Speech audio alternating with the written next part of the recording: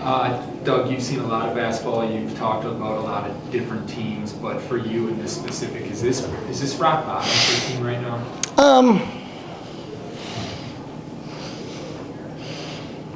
I hate to say it because it's one of those just keeps getting better that type of things. I would hope. The first thing is Michigan Tech's a good basketball team. Okay, Marcus Tomaszek is a hell of a player. Okay? And if you haven't, we're playing Drake next. They got 4 kids that transfer up from D2. They're good. So I understand how it looks. It's Michigan Tech. It's a school from the UP, that no one's ever heard of. It's a great engineering school. I understand. We knew they were a really good basketball team. And we're not good enough to have a 10-point lead, have some empty possessions, and give up naked threes. And that we had a blow up and a technical foul. We have another injury to another starter, to our leader. And we started we were underwater a little bit. And I'm really proud of some specific things. Marcus Hall was awesome. Ryan Wade hadn't been playing a ton. And he was exactly what we needed in terms of veteran presence and calmness. Because what we've kind of determined is, and I don't know if you guys could see from how I was trying to handle myself, is, we collectively all want to win so bad and think we're better than the result that some of our emotions had to be put into check. And we needed a calming force on the court, and Ryan, I thought, did a very good job. And Mac Recchi, there were some really good things that he did. Obviously, we got Jeremiah back really attacking and playing with great energy. He's got to not kind of lose his mind defensively. Just, remember, when you played high school basketball, you played OTE, you can score and take a breath for a second. Against a team like this that really moves it, 20 assists on 24 field goals, that's beautiful basketball. So we defended Tomaszek really well off the dribble. It was all the other actions that they were running. And really one action got them 4 buckets in the second half, and that's on us as a staff to prepare our team better and to adjust better for it. But going back to your original question, no, it doesn't feel good. Obviously some stuff recently makes our lack of success public, but this is first years. I'm learning a lot. I've learned about who you can trust and who you can't, how you can prepare, how you can't, when to call a timeout, when to let it breathe. And how we want to play in late game situations. And, again, I take actual pride in, there was a minute and a half to go. We were up 3. We ran some clock, ran a set, got a kick out to Foster. Ball just didn't go in. Now, we got to put ourselves in position to where it can't come down to 1 shot in the air, 1 ball in the air. But in terms of execution there, it's pretty good. Now we have to have the same level of intentionality and execution on the defensive end. So, no, it doesn't feel good. But I think when you say rock bottom, it would lead you to believe that, Michigan Tech is some, schlummy team. Dude, they got some really good players. They're very well coached, and they're on a win streak. And the big thing is, the hardest thing to teach in coaching is how to win. And I clearly have not done a good enough job. And some of it, they just have to experience it. We made a mistake that we've discussed with a younger player there late, where we didn't want to foul when we're down 2 with 31 seconds to go. Under no circumstances do we want to foul. We want to play it out, okay? Because they had Tomaszek, and now he helped us out. He missed a free throw. But again, it's about process, not result. C.J. O'Hara is a tremendous on-ball defender. He's got to know time and score and situation, and what we told him to not foul there and make them make a contested shot and then get the ball back. Again, we lucked out. 80% free throw shooter misses it. And then, again, for me, I chose to not call a timeout there because I felt like he's a very good coach. He's going to set his defense, and they're going to go small and match up better with Marcus Hall. And so, Marcus got a shot in the lane and missed it, and I'll have to live with it. But I don't want this is rock bottom to mean Michigan Tech stinks. They beat the number 3 ranked Division II team in the country. Tomaszek's a tremendous player. And obviously, he won. Who doesn't want to win? But coming back home, playing against those guys, playing against Rudy, they're really close friends. And, in front of what's going to be our biggest crowd of the year, we lost a game that we had not in hand, but we had control of. And that's, again, this is the same story on repeat. Same story on repeat. And they have to understand that when you have a lead, yeah, we want to play fast, but then when a team hits a shot, all right, take a breath, execute, let's score in the last 10 of a clock, make them guard, take some of their energy out. And we didn't do that. So we're going to have to adjust, especially without Ant, and just get to be a better basketball team in the meantime. What's the situation with Ray? Anthony has a pretty substantial lower leg injury. He's going to be out for a bit, and we do believe that he'll play this year. But it's not fully determined the extent of it. I'd like to commend Dr. Shamrock and the people at Prevea who have put every resource towards checking out his ankle. I don't know if you guys know Dr. Shamrock is their foot and ankle specialist. He treated Saquon Barkley, and so we're looking at his lower leg. It's going to be it's not going to be next game or the game after that. I don't know the length. I do know it's a pretty substantial injury, but I also know that we feel like there's a better than average chance that he plays for us this season. So kind of undetermined amount of time. Doug, what was the locker room like after the game, and where do you go from here? We haven't been together because the kids were here, so they. Oh, okay. I mean, I'm sure it's going to be like a funeral. We had really good energy and positivity today. Look, again, and I am not in the business of ever making excuses. I'm just talking reality. And Jeremiah Johnson, 2 games ago, going into the Santa Barbara game, we're like, man, he's struggling. He's in freshman mode, right? Mac Recchi, that's the most he's played in a college basketball game. Isaiah Miranda, he's played this the most consecutive games that he's ever played in college. Ben Tweedy, who's struggling some, Roy Osaka, CJ O'Hara. So that doesn't excuse them, but they're very, what's the word? More fragile, right? It's way harder than they thought, I mean, it's really hard. Like, you play UC Santa Barbara, good team. You got Drake coming Saturday, really good team. And you see a Division II team, it's in the middle of the finals week, and it's very natural. And we told them, like, this is a good basketball team. They're just as good as most teams in our league. And Tomaszek is good enough to play, start, be in this league as well. And I thought our preparation was pretty good. I thought our intentionality was pretty good. We just got a 10-point lead and turned the ball over, took a couple bad shots, gave up a couple naked threes, and then it was a dogfight. And we had plenty of opportunities to win the game. Got to learn how to win basketball games. So what your question was, how's the locker room? The answer is, I don't know. But we'd have no choice. Like, we're not quitting, right? Doesn't feel good. We lost 8 in a row. But we'll stop the bleeding eventually. And, you find out what people are made of when you go through this level of adversity. I talked to Dean Van, I say his last name. Yeah, Dean Van Plas last night. Had a great talk with him, and that's exactly what he said. He said he gave me kind of a pep talk, and he said, Coach Bennett won 5 games his first year. He said, but you find out, who's in it surrounding the program, who's in it with your coaching staff, and then who's in it in terms of your players, and when they go through this. Because look, I fully understand. I'm a public figure, and so there's lots of arrows come my way, and I'm built for it. I've been through way worse in my life. But I also understand that, your program gets kind of put on blast, it feels worse, right? And then it's not like anybody else feels sorry for you, It wasn't like Rudy goes out, and they're like, okay, hey, listen, let's take it easy. Preston Rudiger's out. Nobody feels sorry for you. So they can't feel sorry for themselves. I see a lot of good there, a lot of growth there. Again, we got Jeremiah Johnson back hooping. Marcus Hall tried to take over the game, which is what we've been kind of trying to tell him to do. Mac Recchi, who I think a lot of people thought couldn't help us at this level, is really helping us, and he's learning a ton. And we got to get Fosty feeling a little bit better. He had a couple games where he was better. Today he struggled a little bit. Obviously, he knows all those guys. It makes it probably harder. Can't put pressure on himself as much. And then I got to find out from those other guys who wants to help us now. But we will be better. We will be better.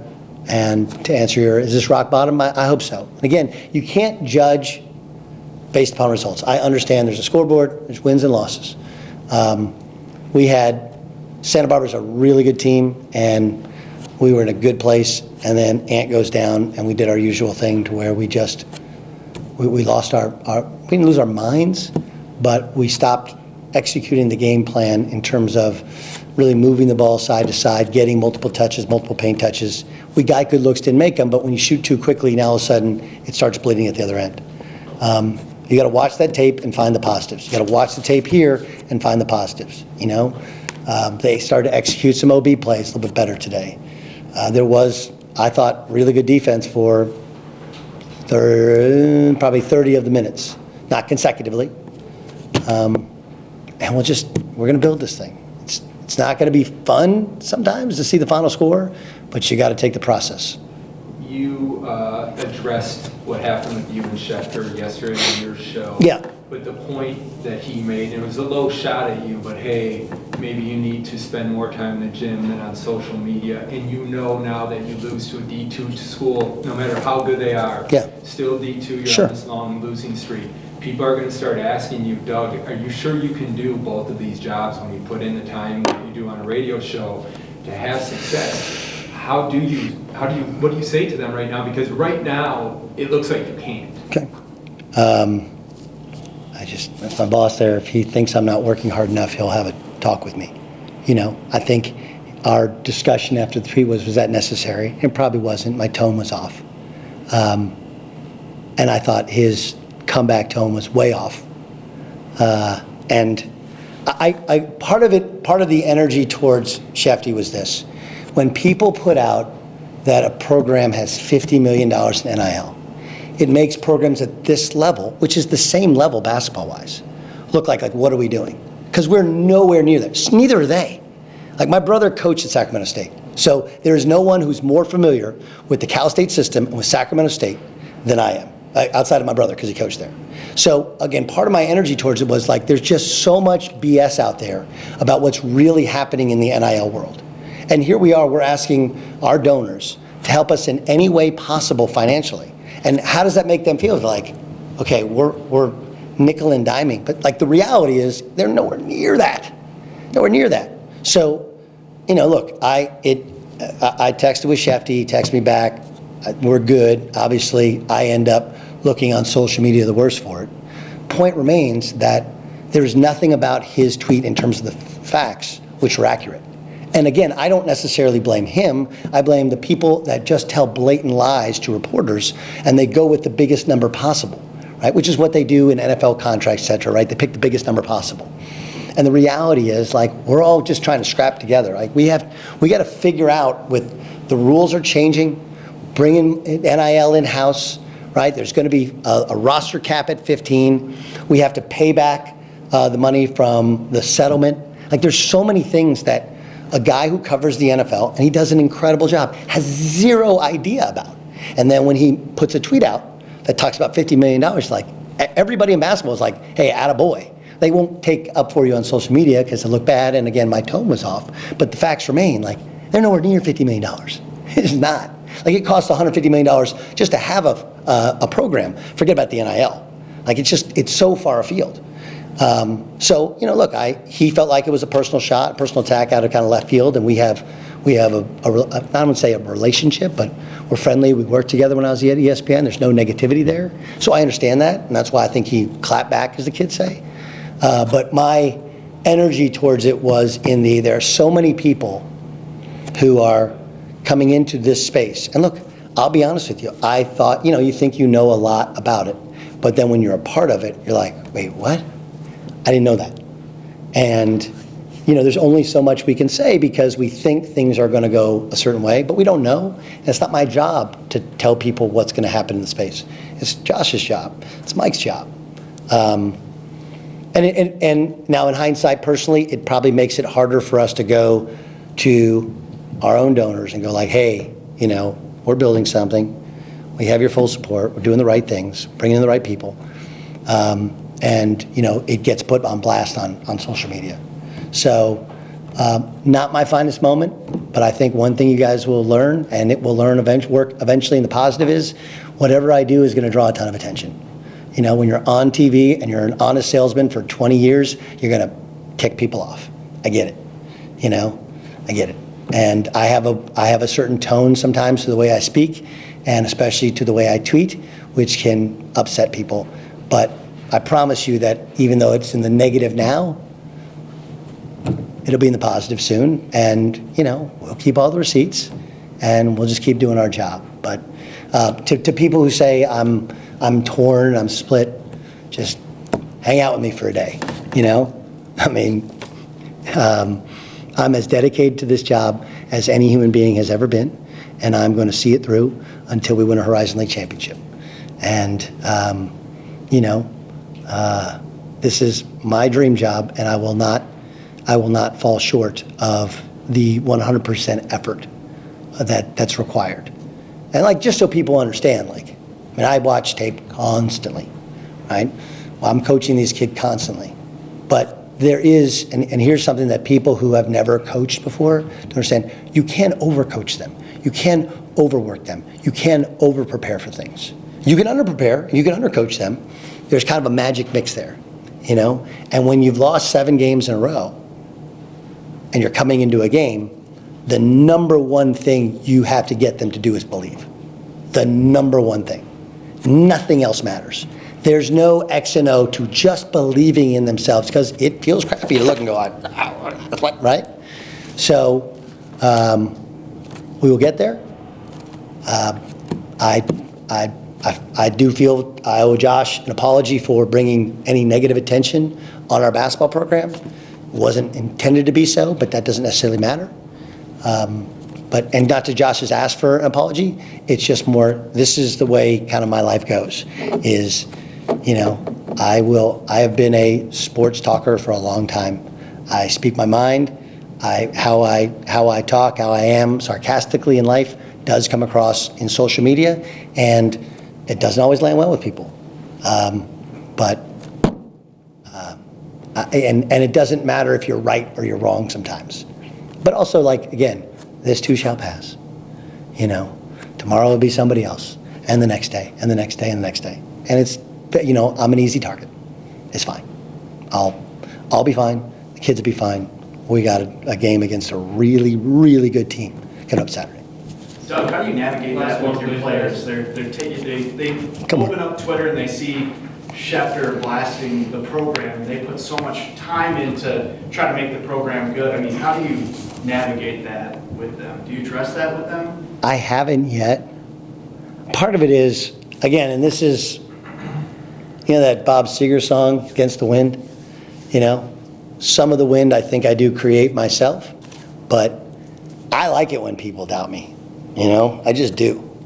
I think it's the most fun thing to do, is you can doubt me and we'll get there. And, you know, I joked with Bill Self when I got the job, because Bill always talks about how he lost 18 in a row his first year at ORU, and everybody forgets it, you know?